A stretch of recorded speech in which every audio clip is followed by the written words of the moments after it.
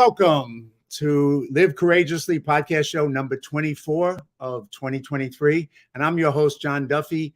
And this is the 40th Live Courageous podcast show since I started the show a year and a half ago. Live Courageously has been the conscious theme of my life for the last 3 years since the beginning of the pandemic in 2020. And it's been an unconscious theme of most of my life. Courage is the first of human qualities because it is the quality which guarantees all others. So let's meet today's courageous guest. My guest today was suggested to me by a friend, Bob Donovan, Air Force veteran and a member of Operation Gratitude, who told me I had to interview her and share her powerful story. So today, my guest is Briana Cespedes, and Briana is a Cuban-Mexican-American that loves the Constitution. She's a broadcast journalist by trade and a storyteller at heart. And she's worked as a broadcast journalist in the military for the past 4 years in videography, photojournalism, and radio. Her goal is to continue in journalism even after the military to support freedom and democracy. She was unlawfully discharged from the United States Air Force in 2022 after 5 years of service due to her conviction to say no to the COVID-19 vaccine. She now speaks about her experiences in order to bring awareness and support to other veterans that have the same story through an online group called Involuntary Veterans. And our hope is to unite for the protection of liberty and honor the veterans that served and were so unjustly treated. Briana recently started a Facebook group and an Instagram page for Involuntary Veterans, and you can find more information on them under that name. So let's welcome our guest to the show today. Briana, thank you for being on, and thank you for coming on to share this story with us. Yeah, absolutely. I'm super excited. Thank you. Thank you for letting me be on. Oh, absolutely. So usually most of my guests have been people I know personally, and obviously we've never met. And like I said, I was introduced to you by a friend who told me I had to have you on the show. And of course, when he told me that, I said, yeah, I guess I do. So I'm glad he kind of made us, brought that connection together for us. But one of the other questions I usually ask people is, what does live courageously mean to you? And you've obviously been courageous in many different aspects of your life. So how do you interpret that? That's a good question. Living courageously, I think, is standing up, especially for people that are helpless, helping the helpless. I think that often people, in many circumstances, are silenced or they have to be. And if you have the opportunity to actually speak up, then take that risk. And I think living courageously is just being emboldened by something bigger than yourself and being motivated by that to act and to stand up for people that can't. Well, we're going to get into a couple of examples of that in your lifetime where you've done that. But tell us a little, because I don't know your story. And what is your personal journey? Where did you grow up? How did you, get to the point where you are today? And tell us a little bit about that backstory for the audience. Yeah, so I am a California girl. I was raised in the rancheros, in the desert, not the beach. I'm not a surfer girl. I'm Cuban Mexican. So my dad actually, his father comes from Cuba, and then my mom comes from Chihuahua. And we were raised homeschooled. We were raised really conservative Christian. We were the first Christians actually in my family because we came from a Catholic background, like a lot of Latinos. So it was very interesting growing up kind of in the desert. I had a horse. We would hunt rattlesnakes, kind of growing up like that, where we were taught a lot of biblical principles, a lot of things that were going to be important later on that I didn't know, right? But just to be steadfast and have a strong foundation is really, really important. So I'm one of 5 girls, actually. The only reason that there's 5 of us is because my dad was trying for a boy every time. Literally, that's why. He would name us, he would have a name for a boy before we were born. Wow. And they didn't find out the gender until actual birth. So really interesting that he ended up having all women in his family. Very machismo guy. So for him, that was pretty difficult. But it So was, God clearly had a different plan for him and for the yes, rest of you than he had. That's for sure. exactly. But such a good man. Him and my mom, I just I have to be so thankful to them for the way that they raised me, the strength that they passed on to me. And yeah, I grew up in California. I ended up just being super into the outdoors, loving public service, loving the Constitution. I ended up finishing college, university at 15 years old, actually, because of Wow. our school program. So it's only because of the program, not because I'm some like crazy genius. Well, I was going to say I dropped out of high school when I was 15. So Oh, you really?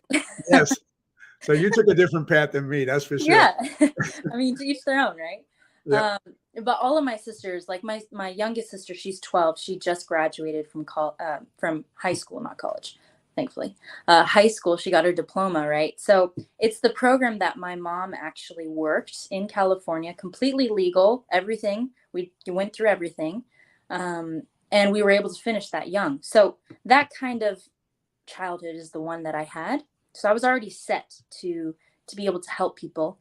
And then I got really into, like, I wanted to be a firefighter.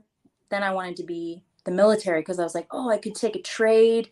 I can learn something practical, and I can also do something bigger than myself, help people. I love the Constitution. I just want to defend the Constitution. So I decided to join the Air Force at that point. And how old were you, Briana, at that point when you made that decision? I was 18, almost 19. Okay. Yeah. So it was after a while, right? I was done with college and I was like, okay, now what do I do? I'm 15. Like, okay. So I got like just hearing you say that I'm done with college and I was 15. That's just great. That's just a fantastic. It was interesting for sure because I had to figure out what to do. I worked for my dad. I tried different things. I even went to law school for a little while. I love that. Huh. But I wanted to go to like a brick and mortar law school. So I knew I could never afford to pay for that. So that was another reason I wanted to join the military. But ended up getting in when I was like 18, almost 19. And I remember the swear-in ceremony, right? When we swear in, we say we swear to defend the Constitution of the United States against all enemies, foreign and domestic. So that's what we swear to do.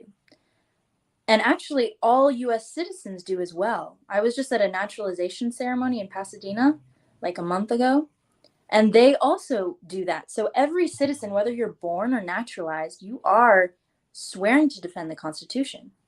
And I didn't know that. And in that ceremony, I've wanted to attend one of those, and I will. I have not had a chance, an opportunity. But how big was the one you attended? And I've seen them online and on YouTube, and it's just to me, it's one of the most powerful things to watch these naturalized citizens. People come from every country in the world, and they make that decision to join our country and to make that swearing into the country. And just watching it on YouTube, I get moved by it, and I have to attend it in person. But tell me about the one you attended.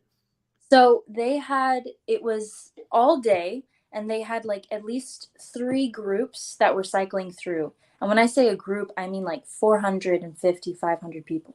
Wow. So sections of people are going in, they line up outside of the convention center, and then they wait their turn. They go through all the screenings, everything. And then you actually sit in there.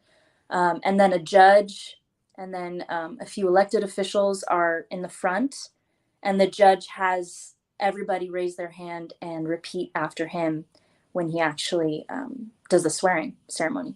It was really cool. I felt like, wow, like the values of just being conservative in general, being about the Constitution, being about freedom and the preservation of liberty and about family, all the core values are in that ceremony.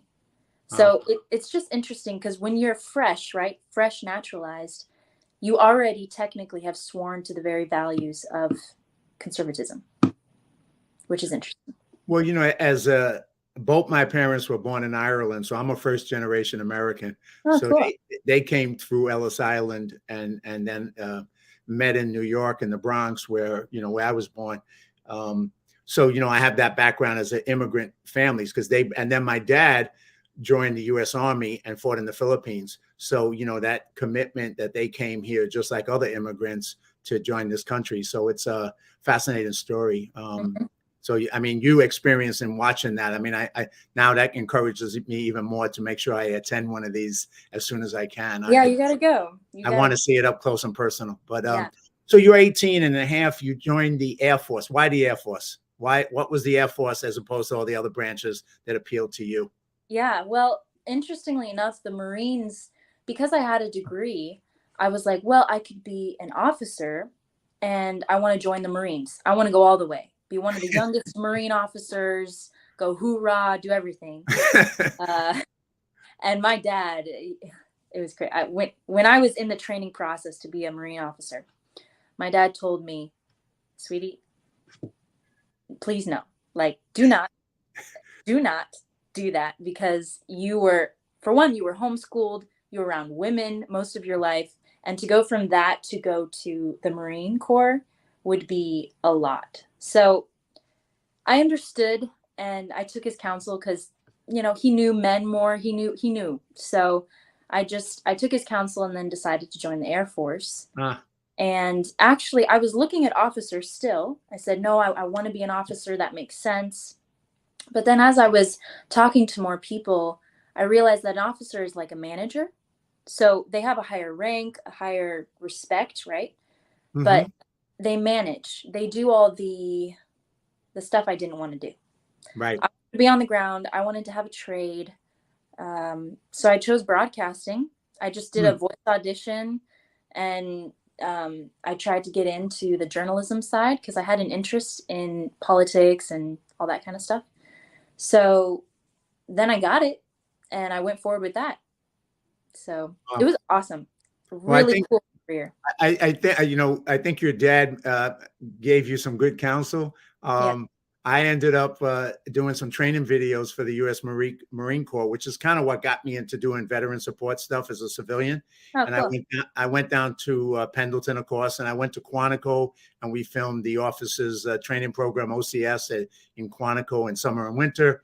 And having met those incredible Marines, it kind of gave me that passion to see what I could do as a civilian to serve veterans. So that's kind of where my thing came from. But you're right. It was a very male culture with a lot of, that kind of reality. So I think your dad definitely, was wise in counseling you to choose another path. So then you get into the Air Force, you take an audio test, and you start heading into the broadcast program. So share some of that story with us. Yeah, so my first base was in New Jersey, and I did photography, videography. So basically, we document everything for the military.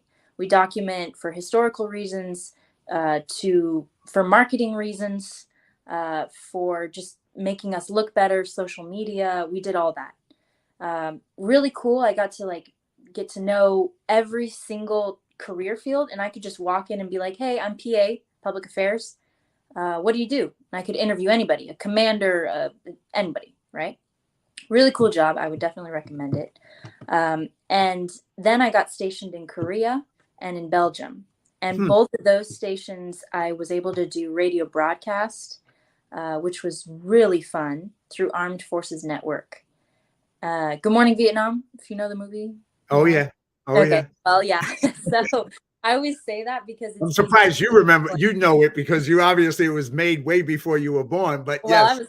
I was homeschooled, so I know all the classics. Of course. Of course. But yeah, so Good Morning Vietnam was basically my job. And I tried to actually embody what he did, bring joy to people, have a lot of energy, because military bases can be a depressing and dark environment, because a lot of us are sad, we're far away from our families, or we're just, there's just a presence there.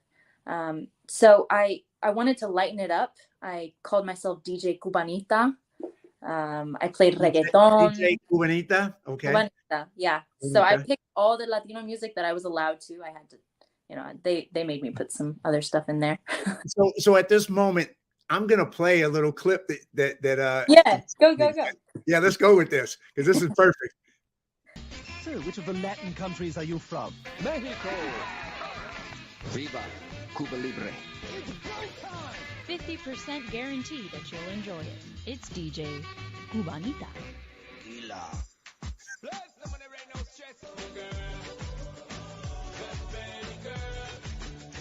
Enrica Iglesias, it's Bailando, Bailando, Bailando. This is La Cubanita here on AFN The Eagle, serving America's best. Now, I want y'all to be dancing this entire hour because guess what? This whole hour, we're going to be doing Latino songs solamente, only Latino songs, because it's my last day, my last show for you all. I've been here a year now. It's time for me to leave. I've loved being here. I've loved being on the radio, but it's time for me to move on and for new people to come in. I'm a senior now, retiring from specifically the radio, but I'm really not. I'm going to Europe, so I'll be on the radio again.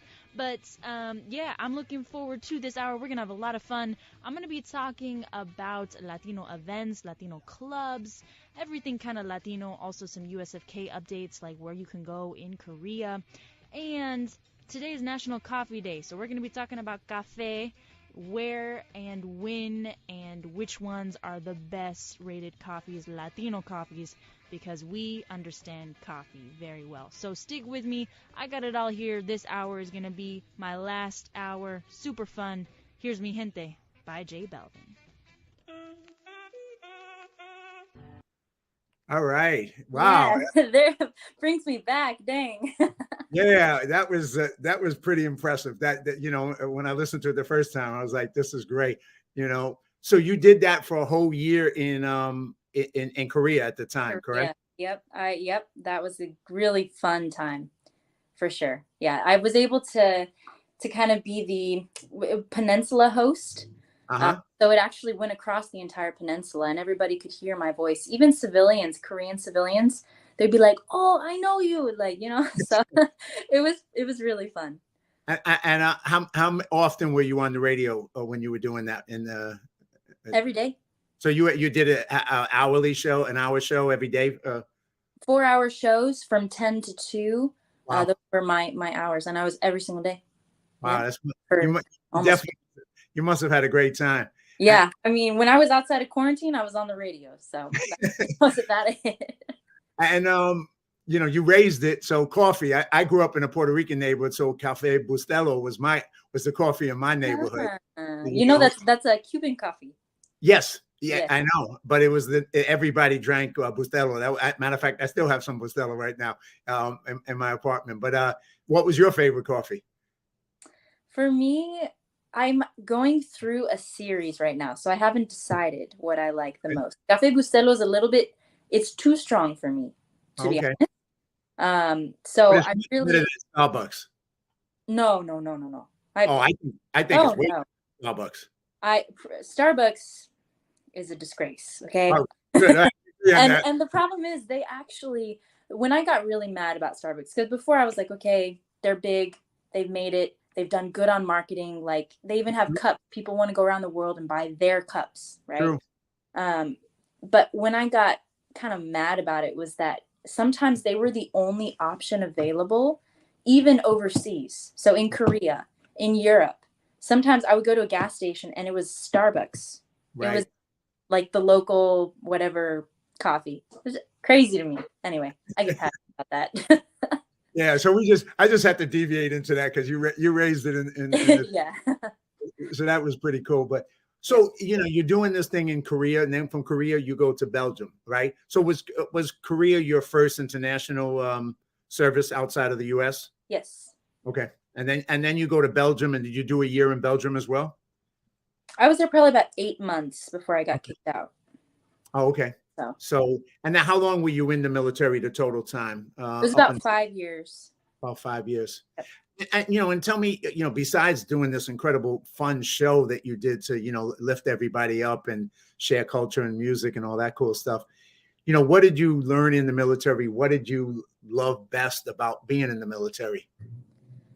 So for me, I joined to do something bigger than myself, right?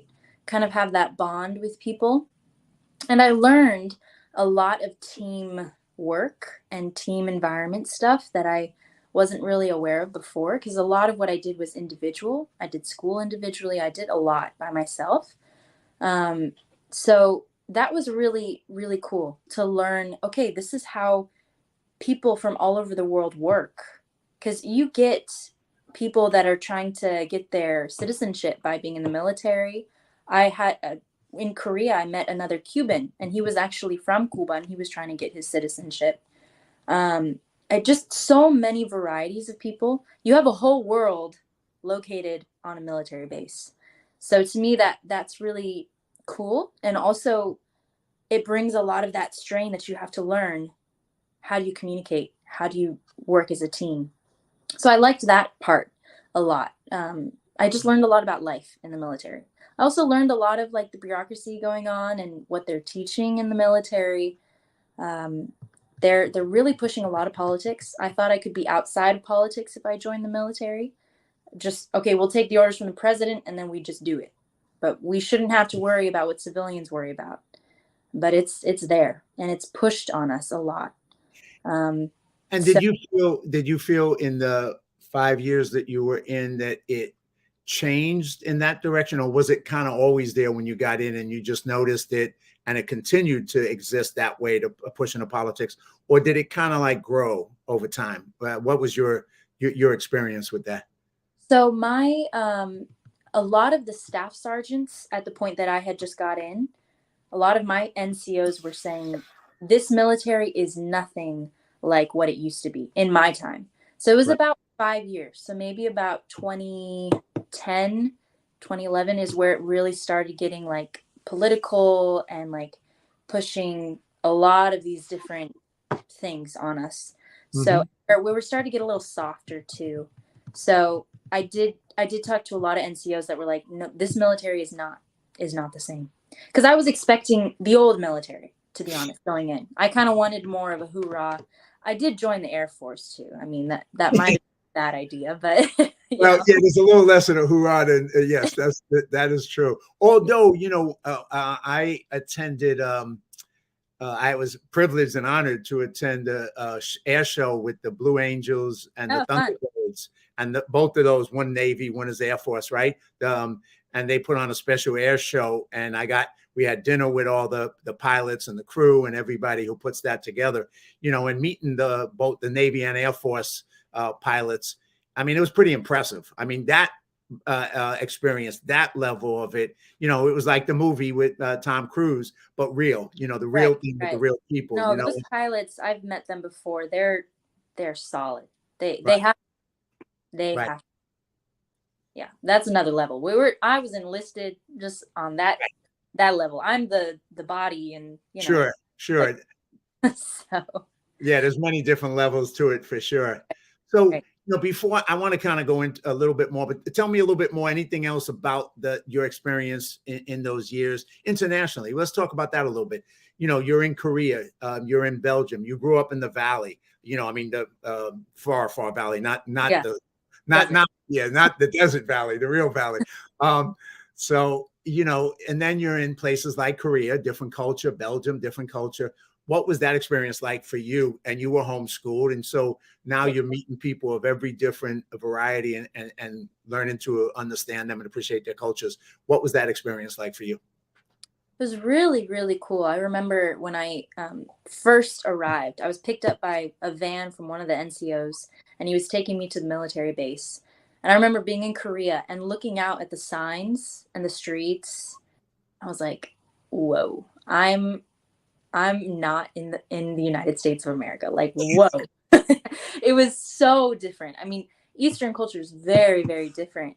And to be there and to live there, not just to tour there, is really creates a different experience because you get to know the Koreans. I was able to learn a lot. I met a few Korean civilians that worked on base, and then they would take me out and we would go to dinner, and they showed me customs. Like, okay, in Korea, for example, it's not gender based, it's based on age. So you respect the person who's the oldest, and the youngest has to serve everybody at the table, for example. Or when you drink, you can't drink at a person, you have to drink to the side. Simple things like that. Very respectful culture, very quiet and timid. But then if you get a couple sojus in them, they're Koreans are they are actually quite crazy. They have like amusement parks that are all like love. They're called it a love park. They have like those kind of parks where it's just straight up very sexual stuff, actually. Wow. But it's interesting because you learn, like your mind expands to how other countries view the United States, how they view the United States military. I think the younger generation of Koreans really liked us, and they loved our movies, they loved our music, they loved how we dressed, everything. But the older generations of Koreans did not like us very much.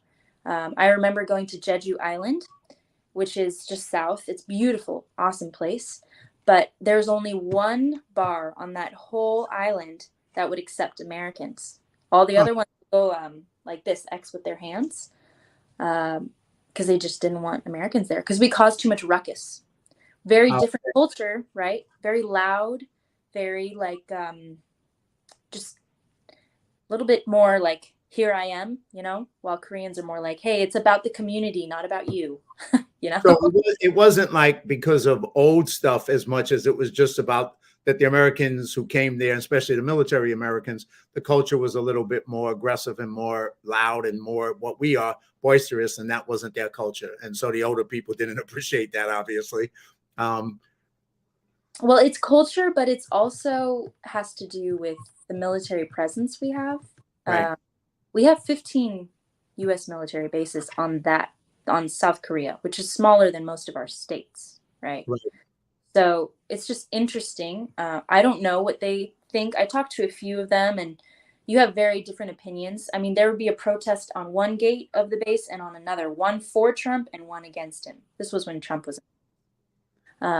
So you get a lot of differing opinions. I just remember meeting a lot of Koreans that either would love you or hate you right away because they knew that you were an American just by the way you held yourself or talked. But I learned a lot. Really cool. What's that? I learned a lot. It was really cool.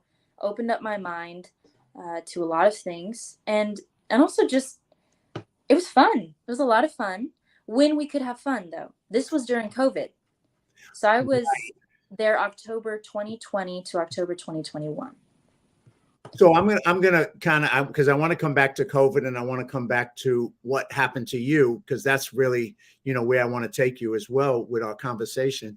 But I also want to mention, because there's another piece that I read about, when I did a little bit of a backstory on you. And, what you're talking about in Korea, obviously one thing that is true in Korea, and I don't know if you homeschooled and did much, but obviously there's division between North and South Korea, between communist Korea and democratic Korea. And that division too affects a lot of the attitudes, even in South Korea as well. I don't want to kind of get into that. You probably saw maybe bits and pieces of it with the types of demonstrations. But what I want to talk about is your experience, because your dad was Cuban. I read about, you wrote an article about Cuba, and you got a T-shirt on that says, you may want to just tell the audience what your T-shirt says. Yeah, it's Patria y Vida, which stood for, it was the motto behind the big protest July 11th in 2021, which was when I was in Korea. It was the biggest protest that we have seen of Cubans since Fidel Castro's revolution in 1959. So there was a huge a huge movement, San Isidro movement, where people were fed up.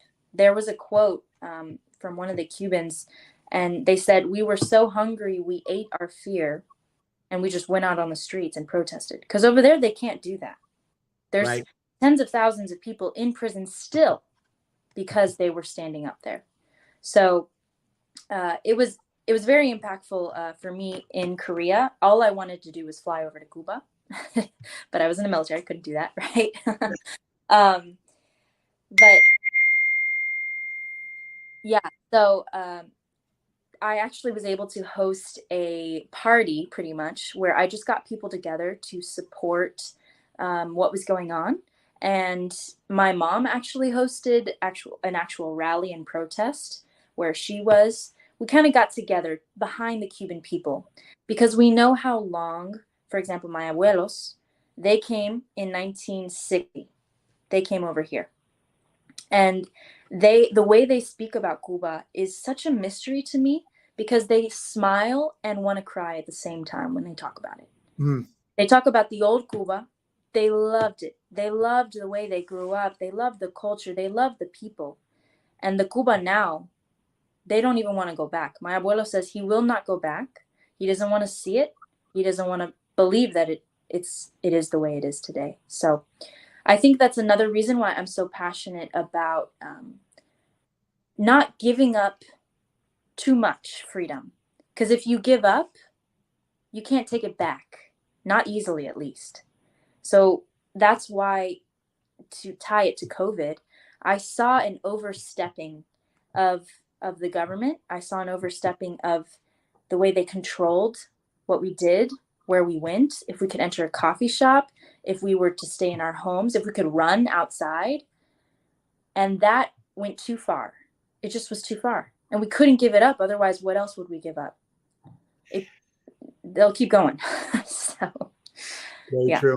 Very true. Now, just a quick thing on Cuba, and then we'll go forward to COVID. But like you said, did your father have that instill in you, that respect for and desire for freedom in Cuba? Was that something that you were raised with, to understand the importance of that the Cuban people, desired and wanted freedom from the dictatorship of the communists over there? That's definitely, yeah. He raised us to just reminding us. I mean, our story is powerful enough with my grandparents. That speaks enough. I mean, just from what we're connected to. We're connected to Carlos Manuel de Cespedes. He's like the George Washington of Cuba. Okay. He started the 10 Years' War against Spain, which led to eventually the independence of Cuba against Spain. So we have revolutionaries in our family and people that love freedom, and actually were the ones who helped, not did it, but helped to bring that.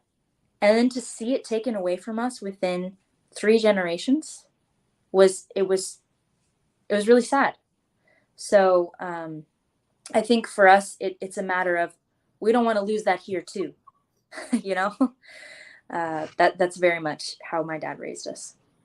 Well, I've had a unique experience because when I grew up, like I said, I dropped out of high school, and the neighborhood I grew up in at that time as a teenager, I volunteered to go cut a sugarcane in Cuba for Fidel. No way. Yeah, way. Unfortunately, way. And I was 15 years old at the time. Unlike you in college, I was, but I, had that passion to go do something bigger than myself. And I thought that was a great thing at that time, being an undereducated kid in the Bronx.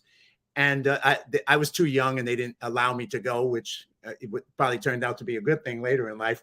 But eventually, over my journey in life, obviously, I came to realize that what was created over there and in similar countries was not utopia, which is what I thought it was. And what I wanted was a better world. We all want a better world, right? And so if you're creating a better world, I'm down with that. But it took me a while, and I had to grow up and mature and then learn behind what was really going on to realize that it wasn't a utopia. It was a nightmare. It was a dictatorship. It was a lack of freedom, and not a better world, a worse world. But anyway, that was my journey. I went down that, very different than yours. But it's kind of so interesting. But now I value the fact that people want freedom in that country and other countries like that. So I salute you for wanting to continue that effort. But let's go back to your COVID thing, because what you were mentioning, you started to see. Where were you when COVID first started in the world? What country were you in? I was in Jersey in March of 2020. That's when it started, and it was easy. I mean, all of us were like, this is not a big deal, Exactly. I was actually being deployed to New York hospitals and dealing with all the COVID patients the whole time. Never got COVID, went at the heat, in 2020. So it was just interesting. We were pretty chill. And at first, I think everybody was kind of like, oh, we don't really understand what this is. So they just made us go work at home, which was awesome. Just got to work from home, being my PJs. That was awesome.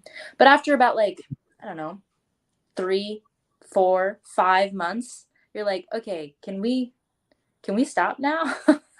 I thought this was going to be over like in the summer, you know? Right. We were going to shut down for a couple of weeks, and then it was going to Yeah, like, all right, business everybody again, take right? vacation. Yeah. So that was not the case at all. No, it wasn't, was it? No. So, yeah, I was in Jersey and ended up getting that short-term deployment / short tour to Korea. And because President Trump at that time, he was sending a lot of people to Korea. So I was one of them that volunteered to go. And that's where it really got bad. That's where I was actually sent to a predetermined barracks building that's called the COVID barracks. And they have people in full suits, like chemical suits. They have tapered off yards, everything, right? It was a whole nother level. So when I arrived, they put you in quarantine for 14 days.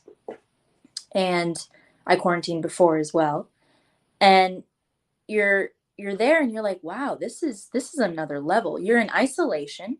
You're in this barracks room and you have nothing except for your computer, your suitcase, and then they have somebody trolley over food to you 3 times a day. Really bad military food, you know. And then the best part after 7 days is to go outside for 45 minutes in a tapered off little yard where you can stand there or do some push-ups or something.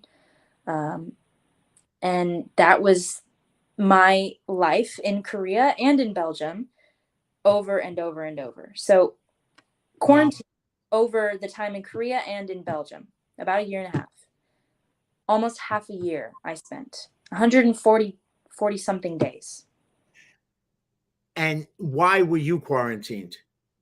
So in the beginning, it was just like everybody else. So everybody was quarantined. Everybody was. So Right. in the beginning, it was like, okay, I'm going because I'm getting deployed there, or I'm moving here, or, oh, my coworker coughed. Okay, go in quarantine.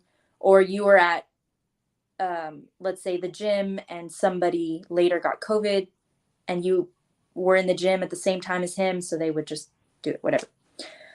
So a lot of those. But it wasn't until I said, I don't want the vaccine, that I really just started getting quarantined like crazy. And that's when things were starting to slow down for other people that were vaccinated. Because if you weren't vaccinated, you had to do much more. If you were, then you could do like a 7-day quarantine or kind of get out of it and stuff. So it was interesting to see how I got stuck inside for so long. And I was like, is this right? Are they allowed to do this? No, they aren't, but they did. Yeah, exactly. But they did. When did that happen? When did you make that decision? So, It was September. When was it? September 2021. So I was almost actually done in Korea at that. And I remember getting an email directly from my MAGCOM major commander.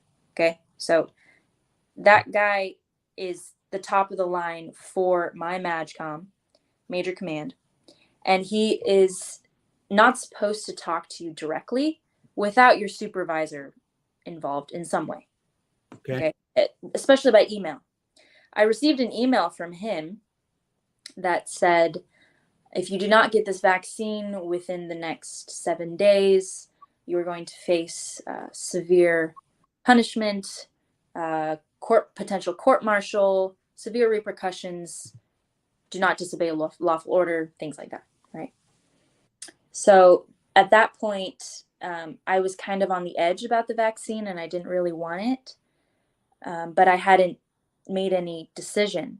But after that email, I was like, oh, okay. I got scared at first, and that was the only time I considered maybe I should just do it, make it easy on myself. All my friends were telling me, Brie, just get it. Like, it's going to be okay. You'll be able to do everything with us. You can avoid quarantines all the time. But what's interesting is that tactic of fear that was used actually confirmed in me that it was the right decision to go against. So because the tactic of COVID in general, not just for me, but for everybody, it was all about fear. It was all about making us dread even getting close to somebody and doing natural things. So I realized at that point that I was definitely not going to get it. And I chose to actually fight this almost as something to fight bigger than myself, fight for the principle. Because I didn't want the vaccine. I didn't want to take the risk, but it was bigger than me. It was actually about, hey, everybody else that's put in the same position, if nobody is actually pushing back against this, then what will stop the government from doing what they want? You know, we need people that push back. We need that. Well, I got tons of questions to ask you further, but it's kind of why I started this podcast show in a year and a half, 2 years ago, and called it Live Courageously, because it was response to that fear that was coming in every direction at us, right? So it was, I have a hat behind me that says a faith over fear. And, it was everywhere I went, it was fear, fear, fear, fear, fear. The media was selling it. Everybody was selling fear and asking you to buy it.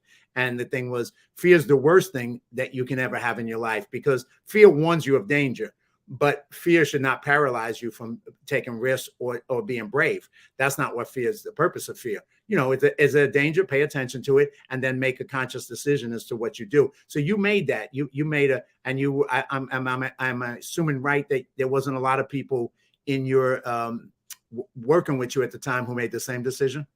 Nobody in my entire major command. So I was the first, my commander told me, I was the first one that he had to deal with, and went through this to actually officially discharge me. And I wanted to say actually about the fear part, especially as a Christian, someone who has the word of God and who believes in a savior, right? Where the spirit is, there's freedom. There's not fear. And I just found that we have to be free from that, because ultimately the fear of God frees us to be not afraid of anything else, Right. So that's really what kept that strength. Otherwise, I wouldn't have had the strength. But yeah, I was the first one in my command. And then I didn't meet anybody face to face that also wasn't getting it. I did meet some people through Military Freedom Keepers. I don't know if you know that organization. Military Freedom Keepers, no. Yeah, so they were just helping us military members that were not getting the vaccine to stand up. They were helping with religious exemptions, and they were supporting us online by just saying, hey, there's other people like you. I felt so alone. I mean, when you're there and you're told, just get the vaccine, and then your life you'll be good. You won't be stuck in quarantine. Just do it. It doesn't matter. You've been vaccinated with all the other things. Just do it, right? It was very tempting, especially in my age group, a lot of peer pressure. And I was isolated. I was put in quarantine so much. I felt like I was being imprisoned for my decision. So it was definitely hard. I don't know what happened, but we are back. I'll try to edit this if I can. Otherwise, we'll figure out. Not live. That's good. Because I was like, another way to kind of make this happen. But we had a little bit of a, I guess my internet is being shut down. But and it's just ironic because you were at such a powerful point right there. And it was like, no. But I think I finished the point and it was good. And then I was like, oh, John? Hello? Yes, and then you were gone. So, but just to reiterate that point, yes. It was strong enough to repeat. So you were kind of saying about that. You obviously, were isolated. You had this group that was kind of giving you some support, and then take us through that little finish of that piece. Yeah. So being under all of this pressure, where I was the only one in my command, I was the only one on base that I knew of that wasn't getting the vaccine. You feel very alone, and the pressure of just get it. Just you'll be able to make your life so much easier. You won't be in quarantine. You're not going to be in trouble. You're not going to lose all your benefits that you've worked for. Just everything, where everybody, my supervisors, my commanders, my friends, everybody was telling me, a guy randomly on the street, coffee shops, everything. You couldn't even go into a coffee shop, okay, a bakery, and I was in Europe. I want to go get a baguette, you know? So it was a lot of pressure. And I really felt, again, like in quarantine, especially all those months being in quarantine, you feel like you're being imprisoned for the decision that you're making. And it's unjust. It was just unjust. And there was no legal reason, no legal backing that they had. And I was trying to fight them with the law, but I figured out when I was pulling up the policies that said, hey, you can only quarantine them for this long. And I was telling my supervisor, ma'am, how is that lawful? You're putting me in longer back-to-back quarantines. You can't do that. And she said, that's just how it is. Right. And I can't fight it. I couldn't fight it. Well, like you said earlier, you talked about how when you got that email from your commanding officer that wasn't supposed to send it to you directly, that it had the opposite result than his intention was, which was to scare you into behavior and to obedience. Yes. And you took that and took it the other way. That gave you strength to not obey. And just like what you're saying with all this, you know, everywhere you went, everybody was like, yeah, just go along. And, you know, and you were in the military, but even in civilian life, it was, yeah, go along. You can go see concerts, go along. Yeah. You can get free McDonald's. You can get all this stuff for free, you know, and everybody's like, so you're selling this something that's supposed to help people. You're doing all this to convince them. And if it was so great, why would you need to do all of that?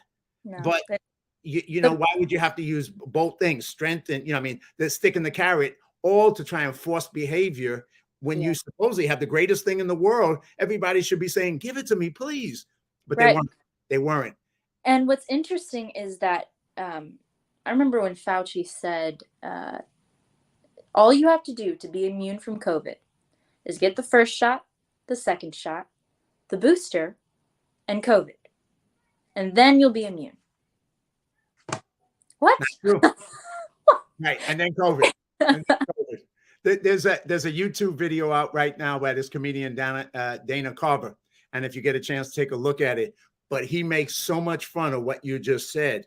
You know, where eventually he's at a point he was like, "Well, then you just get one every day, and then you're immune for like 39 seconds till you walk to your car." But that's great, 39 seconds. You know what I mean?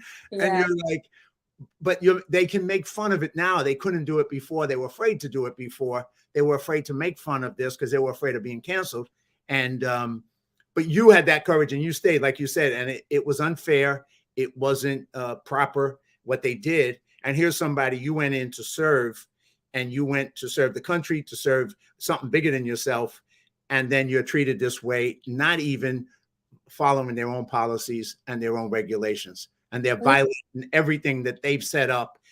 And they're just rewriting the laws, the regulations, and saying, well, we just said it, so you just obey it. So and they wouldn't even go as far to rewrite. They would just actually just straight up ignore them. Right. And honestly, like I tell this story because my experience was bad, but I know that there were so many worse circumstances. People were going through court martials. People were losing pay. They got their promotions taken away from. I got a staff sergeant taken away, but some people had been in for 18 years and then they got everything taken away. I mean, I have looked up numbers, so I actually have some numbers here. So I generally say over 50,000, right? But that number is very small. For active duty, I was looking online as much as I could to find, like, what are the numbers as of today, 2023, June. We have, in the old ones, in 2022, 8,500 active duty troops. But that was early 2022. So I don't know how many people active duty got kicked out. Then you have reserves and National Guard. And that's where the numbers just blow up. Really? You have no number that you can actually calculate and that is actually up online. Because I'm sure the DoD doesn't want to tell everybody. But people were put on unpaid status. People were just completely like rejected. And the part that gets me and gets like my heart in it is that these people who we say in the United States, we say these are the people we honor the most. Our military, our police, our firefighters. We honor these people the most. they are supposed to be taken care of. There's so many VA programs to protect us, to take care of us, because we've served them. Now the government serves us, right? But I saw in the last, 2-3 years now, I saw just that we were dishonoring our veterans so much. And in fact, we took away the honorable discharge. President Biden wanted to give us a dishonorable. There was a bill that passed through. Cruz was on it. Rubio was on it. They were trying to get military members to be guaranteed, who didn't take the vaccine, to be guaranteed to get an honorable. Biden pushed that down. He did not want that bill to pass. So what we have is a protection from dishonorable. Otherwise, I'm sure President Biden would have given me a dishonorable discharge, which is alike to a felon, by the way. It's very hard to get a dishonorable discharge. And I have a general, which is like admin, which is, it could be medical, or it could be something like one of my friends, she was actually sexually assaulted, and this guy that did that got a general. So I have the same discharge status as this ugly man who did this ugly thing. And that's not right. It hurts. It hurts. Yeah. And they did this to a lot of us. And it's not right. It's not fair. It's not, it's totally wrong. Everything about it is wrong. 100%.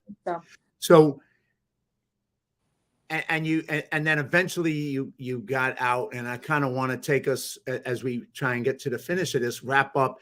You didn't give up. You know, your strength continued, and you started an organization. And you say there's a 50,000 people, and for people who don't know, that's ones who have been forced out of the military, whether active duty or the National Guard. That's the number that, you know, whatever, that you can kind of figure out, which is a lot of people at a time when our military is not meeting any of its recruitment goals in almost all branches of the military as well. So, you know, once again, just from a leadership position, to do that to an organization where you're not succeeding and you're going to make it even worse on your organization takes a certain level of something.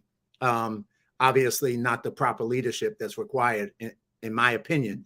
No, this past recruitment year was considered the worst recruitment environment since Vietnam, since the end of Vietnam. Total force is at 85% full. I found that out the other day. I was like, what? We're in the Vietnam era of recruitment. You know, so obviously the problems are pretty serious and pretty significant. And then that policy just made things worse. It wasn't like that was the only reason that reality exists, but it just made it worse instead of making it better, right? Yes. And then, but you stepped up, and when you came out, and you know, I mentioned in your bio, and you started this a group called Involuntary Veterans. And so I think that's kind of where I want us to hear what your goals are with that, what you've done with that, and the connections you're making with that. Because the thing is, you're trying to right the wrongs in whatever way you can with this organization. So tell us a little bit about that, Briana. Yeah, so interestingly enough, I named it Involuntary Veterans. The reason I did that is because, well, as a veteran, right, I didn't actually have the choice in becoming one. What if I wanted to continue? You know, it wasn't an option. So I call us Involuntary Veterans because that choice was it was out of the picture. And the goal of it is, it's a support group. It's very much focused on the social aspect, because there's a lot of law and class actions, actually, that I want to encourage us with at the end, hopefully, to talk about some of the good things happening. There's a lot of that side, but we don't see the union of the veterans that have gone through this. I think our voice is really quieted. I think we're being pushed under the rug. I think that the DoD is actually correcting its wrongs in policy, but is not actually being like corrected publicly. People don't know. Honestly, I go around and I tell people, if they ask, I was in the military, and then I say, yeah, I was kicked out because of the vaccine. I just say it. And if people are controversial about it, then they kind of step away. But most people are just like, wow, I didn't even know. So that was one of the goals in Involuntary Veterans, is just to raise awareness to the public and to bring the heart of, hey, veterans out there who have gone through this, we want you to be reassured of your honorable service. Be reassured that you did good, that you did something courageous, and that you do deserve that honorable discharge. I am putting together it's just a blog of information, a community group. We can talk, we can discuss, we can encourage one another. And then we also are going to offer resources to these veterans. So people like Bob Donovan with Operation Gratitude, he knows a ton of veteran resources. And also, how do you upgrade your discharge status? How do you go through that with a VSO or on your own?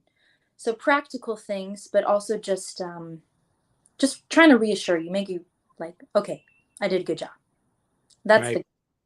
And create that support network, and give people the information they need to kind of either change the situation around should they choose to come back in to get the right kind of discharge.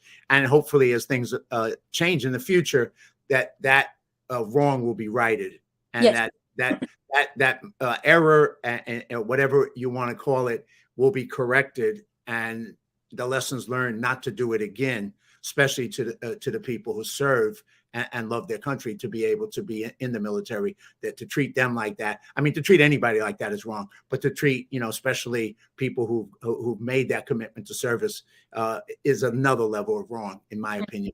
Yes. So if that can get corrected, and I just did a little bit work as a line producer on a project called Follow the Science, which is a documentary series that shows the other alternative points of view that exist out there on the whole COVID narrative that we were given. And it, interviews scientists and doctors and other people who have a different opinion. And I know they're going to continue to do that documentary series. So I'll introduce you to them, because I'm sure some of your story and the story about involuntary veterans might be a good piece for that story in the future as well, so that people can learn the lessons of the mistakes that were made during this period and what was done to harm good people. Yeah, no, that would be amazing. And I just love what's happening with the awareness aspect. I see in my generation, young people, I think we realized during COVID, hey, this is my generation and my children's that are going to be affected by this. Why are we living like this? This is not okay. And I see a lot of young people stepping up and getting passionate and getting involved. I see mothers. A lot of moms are stepping up right now. They're starting organizations. They're pulling their kids out of school and homeschooling them. They're fighting against bills that are literally going to take away their children. So I'm proud of people, because I think COVID woke people up. And I'm proud of also like the senators that have helped, like Senator Ted Cruz with the Americans Act. He's trying to get all of the veterans who've been discharged for this to get an upgraded discharge to honorable. He's trying to get us some compensation. There's class actions right now. Dale Saron, he's an attorney. He just filed one in February, and he's trying to get compensation and reinstatement and honorable discharges. There's just a ton of good people. House Speaker Kevin McCarthy with the new National Defense Authorization Act. He also was implemental in actually making the mandate stop. Otherwise, it would have still been going. So there's a lot of good that I see from this. Well, Briana, thank you so much for being on the show. Thank you for sharing your powerful story, and thank you for letting people know what happened, the wrongs that happened, and that what people need to do to stand up and fight for what's right. So I really appreciate you taking the time and being part of this. And so thank you so much. You have a great day. Thank you so much, John. I really appreciate it.